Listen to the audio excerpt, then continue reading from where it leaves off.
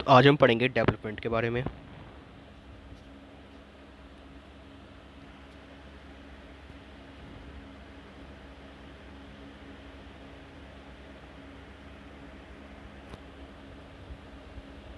तो सबसे पहले हमारे पास क्वेश्चन आता है कि व्हाट डेवलपमेंट प्रोमिसेस। तो इसका आंसर क्या होगा कि डिफरेंट पीपल के डिफरेंट गोल्स होते हैं डेवलपमेंट के लिए। बेसिकली क्या होगा कि development promises are real growth by enhancing total income and standard of living of person. तो जो टोटल इनकम है और स्टैंडर्ड ऑफ लिविंग एक पर्सन का, उसके द्वारा डेवलपमेंट को मापा जाता है। और डिफरेंट अलग अलग लोगों के different kind of development goals हो सकते हैं। जैसे कि हो सकता है कि जो कोई 10 लाख की नौकरी करता है तो उसके लिए डेवलपमेंट का गोल हो कि वो और ज़्यादा 1 करोड़ की नौकरी करे। और कोई सिर्फ 10,000 महीने की नौकरी करता है तो उसके लिए गोल हो सकता है कि वो 1 लाख की ही नौकरी करे। तो अगला है पता है income and other goals. People prefer to earn more income for fulfilling their daily requirements of life. तो लोग जो क्या करते हैं, प्रेफर करते हैं कि उनकी जो डेली रिक्वायरमेंट है उससे ज़्यादा वो इनकम अपनी करें। Companies provide material things like money, but people also want non material things like freedom, security and respect of other. तो लोगों को कंपनीज जो प्रोवाइड करती हैं पैसा, लेकिन लोगों को और भी चीज़ चाहिए होती हैं जैसे कि freedom, security and respect of others. Some companies जो होती हैं वो कम सैलरी प्रोवाइड करती हैं, बट जो उनका ऑफर होता है रेगुलर एम्प्लॉयमेंट का, वो उनकी सेंस ऑफ सिक्योरिटी के अंदर बढ़ जाता है। ऑन द अदर केस कुछ कंपनीज होती हैं जो कि हाई सैलरी तो प्रोवाइड करती हैं, बट उनके अंदर जॉब सिक्योरिटी नहीं होती है। ठीक है, तो this reduce the sense of security. National development के बारे में देखते हैं। नेशनल डेवलपमेंट रिफर्स करता है जो एबिलिटी होती है एक नेशन की इम्प्रूव करने की स्टैंडर्ड ऑफ लिविंग उसके सिटीजन्स की, कि किस तरह का सिटीजन्स का स्टैंडर्ड ऑफ लिविंग है, तो उसकी जो कैपेबिलिटी होगी कोई नेशन की, उसको क्या बोलते हैं, national development. Standards of living of citizens depend upon पर capital income, gross domestic product, literacy rate and availability of health, etc. These factors are also considered as measure of improvement. अब जो measure of improvement या फिर standard of living citizen के किस चीज़ों पे दोहराए जाते हैं, तो वो है जीडीपी के ऊपर, पर कैपिटा इनकम के ऊपर, literacy rate and availability of health वगैरह के ऊपर।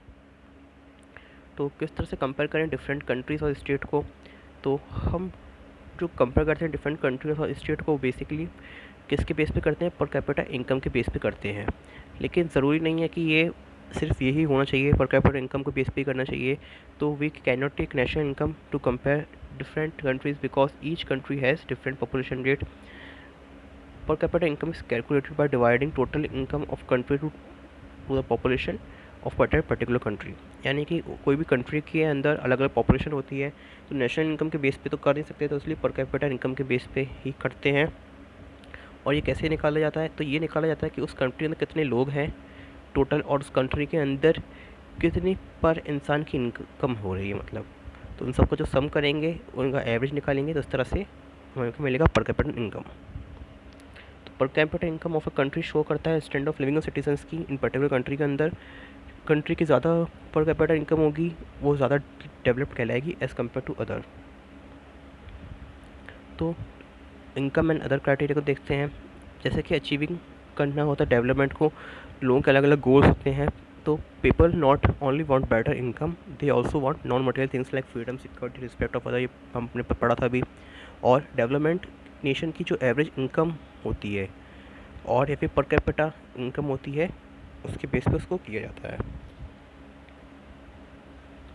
अगर पर कैपिटा इनकम को यूज़ किया जाए as a measure of development, ठीक है, तो अब इस केस में हम क्या देखते हैं, बस 3 स्टेट हैं, हरियाणा, केरल और बिहार।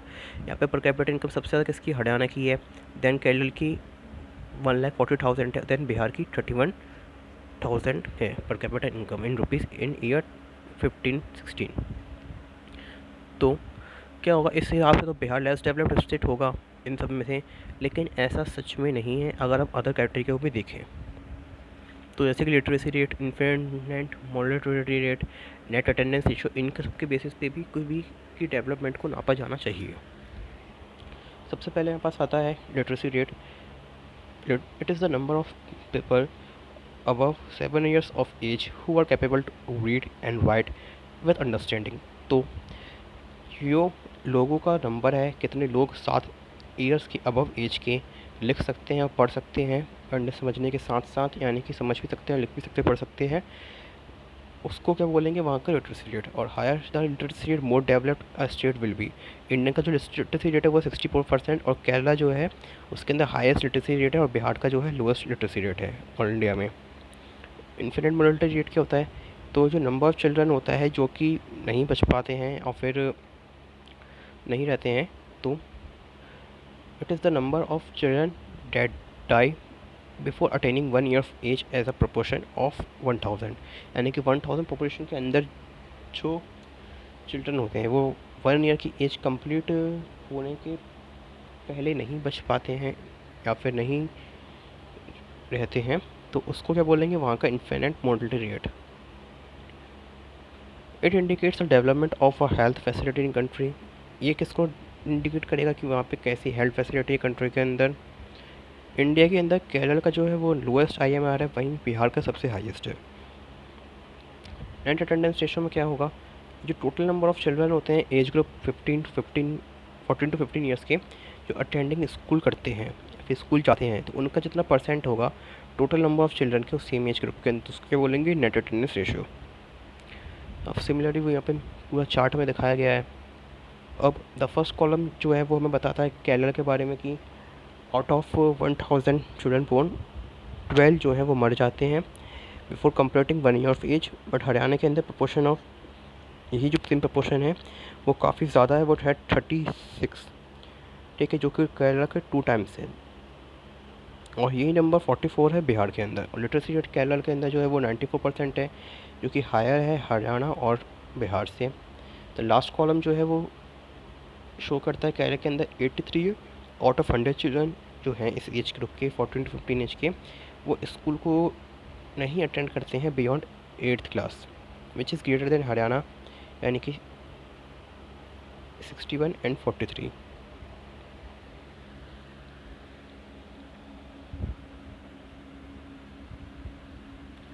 अब सस्टेनेबिलिटी ऑफ डेवलपमेंट देखते हैं। तो सस्टेनेबल डेवलपमेंट जो है वो रेफर करती है कि development of human at the same time sustaining the ability of natural system, यानी कि बता साइमल्टेनियसली जो सस्टेनेबिलिटी है नेचुरल सिस्टम की, एनवायरनमेंट की, उसको भी मेंटेन किया जाए और ह्यूमन का डेवलपमेंट भी होता रहे। ये हेल्पफुल होता है फुलफिल नीड्स करने के लिए ह्यूमन बीइंग की without harming the ability of the future generation. For sustainable development we have to use non-renewable resources like carbon-based originally designed fuel for quantity how much we needed. Some renewable resources like groundwater या फिर जिनको ज़्यादा time लगता है replaced होने के अंदर, उनको हमें कम इस्तेमाल करना चाहिए।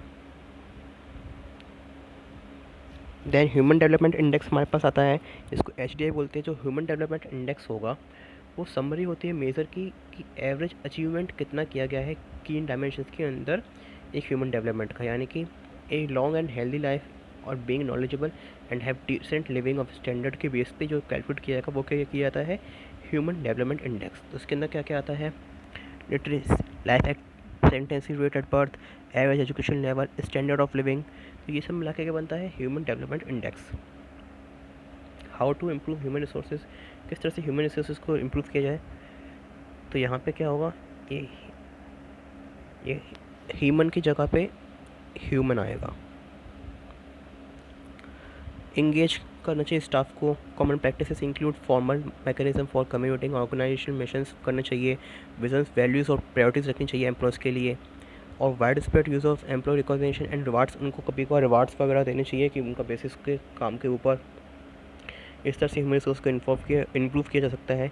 अलाइन करना चाहिए, लीडर्स बनाना चाहिए ग्रुप्स वगैरह के अंदर, जैसे कि मैनेजमेंट की ट्रेनिंग उनको प्रोवाइड करनी चाहिए, लीडरशिप डेवलपमेंट की ट्रेनिंग उनको प्रोवाइड करनी चाहिए, मिड लेवल के मैनेजर बनाना चाहिए। और क्या करना चाहिए हमें कि एक्वायर करना चाहिए डेवलप टैलेंट को। कॉमन प्रैक्टिसेस जैसे कि ऑफरिंग मार्केट कॉम्पिटिटिव सैलरी के बेनिफिट्स देने चाहिए, यूटिलाइजिंग सिलेक्टिव हायरिंग प्रैक्टिस करनी चाहिए, और उनकी टोटल एम्प्लॉय के डेवलपमेंट के ऊपर फोकस करना चाहिए। तो empower the frontline common practices include emphasizing redeployment instead of layoffs, supporting employees to speak up and use of shared governance models। अब क्या होना चाहिए, कोई भी कंपनी के अंदर ह्यूमन रिसोर्स अगर हमें इम्प्रूव करने हैं तो वहाँ पे शेयर्ड गवर्नेंस मॉडल होना चाहिए, यानी कि सबको थोड़ा थोड़ा हक होना चाहिए कंपनी के अंदर किस तरह से वर्क करना है उनको, और साथ ही साथ उनको अपनी बोलने की भी हर जगह आज़ादी होनी चाहिए। अनएम्प्लॉयमेंट इशू क्या है इंडिया के अंदर? तो अनएम्प्लॉयमेंट रेट जो इंडिया के अंदर वो एवरेज अराउंड 91 सॉरी 9.21% था 2018 के अंदर अंटिल 2020 तक, reaching in all time high of 23.50% इन अप्रैल 2020 के अंदर अप्रैल में ये सबसे ज़्यादा पहुंच गया था 23.50% एंड रिकॉर्ड लो ऑफ 6.70% इन नवंबर 2018 के अंदर सबसे कम था 6.70%। तो हाउ किस तरह से अनएम्प्लॉयमेंट को इंडिया कम कर रही है और सेल्फ डेवलप एम्प्लॉयमेंट को आगे बढ़ा रही है, तो वो है एंटरप्रेन्योरशिप के द्वारा। There has been a pressure on successive governments and policy maker to create enough jobs in India so that workforce of India can be used better and population can be self sustainable by becoming economical strong. तो जो policy वगैरह बनाते हैं या फिर successive governments वगैरह हैं, उनके ऊपर काफ़ी प्रेशर था कि वो किस तरह से जॉब्स वगैरह क्रिएट करें ताकि लोगों को एम्प्लॉयमेंट मिले, और साथ ही साथ जो पॉपुलेशन है वो सेल्फ सस्टेनेबल बने और इकोनॉमिकली स्ट्रॉन्ग बने। तो under rapid incubation training programs जो उनके अंदर क्या हुआ, मोर देन 7,400 पीपल जो है उनको ट्रेन किया गया लास्ट 2 फाइनेंशियल ईयर्स के अंदर। In current financial year till end of June 791 people जो हैं उनको पूरा क्रॉस स्टेट के अंदर ट्रेन किया गया। जो मेन फीचर हुआ है इस प्रोग्राम का वो है इंक्लूड करना हाई स्किल डेवलपमेंट को बढ़ाना, साथ ही साथ सेल्फ एम्प्लॉयमेंट को आगे बढ़ाना, लोगों को एंटरप्रेन्योरशिप का सिखाना, उनको अपॉर्चुनिटी प्रोवाइड करना ताकि वो स्टार्टअप वगैरह किस तरह चलाएं, ये सब कर सकें। कुछ प्रैक्टिस के क्वेश्चन देखते हैं। तो development of country can generally be determined by पर कैपिटा इनकम। पर कैपिटा इनकम के बेस पे देखा जाता है, और कंट्री की जो हायर इनकम होगी तो dash than others with less income, तो जो हायर इनकम पर कैपिटा होगी वो क्या होगी, more develop. Then total income of country divided by total population is known as, ये किसके द्वारा ना देखा जाता है, तो ये आता है पर capita income again. And proportion of literate population in 7 and above age group is called as literacy rate. Then which age group of children is included for calculating innate attendance ratio? तो इसका answer था 14 to 15 years of age. Thank you.